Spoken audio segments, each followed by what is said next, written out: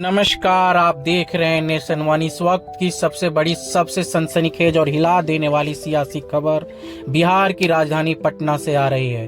बांकीपुर विधानसभा उपचुनाव के रणक्षेत्र में ऐसा भूचाल आया है जिसने पूरे सूबे की सियासत को हिला कर रख दिया है। एक तरफ चुनावी जंग, दूसरी तरफ धोखाधड़ी का केस और पुलिस की बड़ी कार्रवाई। बांकीपुर उपचुनाव में महासंग्राम, बीना मानवी गिरफ्तार। जी हां, बांकीपुर जनशक्ति जनता दल की उम्मीदवार और सोशल एक्टिविस्ट बीना मानवी को पुलिस ने गिरफ्तार कर लिया है। सूत्रों के हवाले से खबर है कि यह गिरफ्तारी किसी छोटे मोटे मामले में नहीं बल्कि सीधे धोखाधड़ी के संगीन आरोपों में हुई है। चुनाव के ठीक बीच में जब नामांकन का आखिरी दौर चल रहा है, बीना मानवी की इस गिरफ्तारी ने विपक्षी खेमे में खलबली मचा दी है। क्या वह कोई सोची समझी सियासी चाल है या कानून का शिकंजा? नेशन वन पर सबसे पहले देखिए और सुनिए।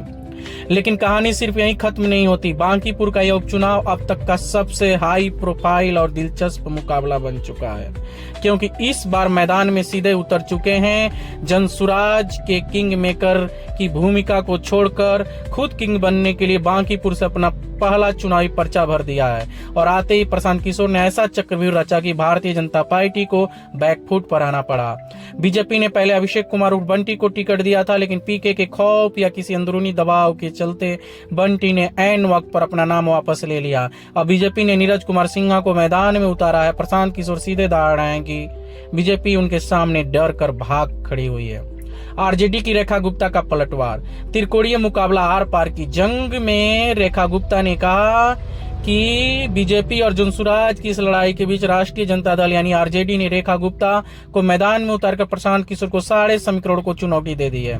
वैश्य समाज से आने वाली रेखा गुप्ता ने नामांकन दाखिल करते ही सीधे प्रशांत किशोर और बीजेपी दोनों पर एक साथ जोरदार हमला बोला है।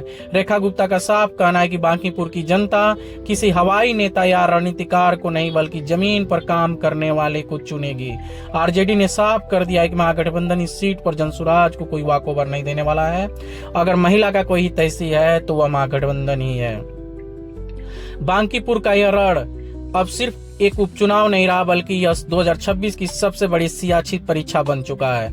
बीजेपी के लिए साख का सवाल। यह सीट नितिन नवीन के इस्तीफे के बाद खाली हुई है।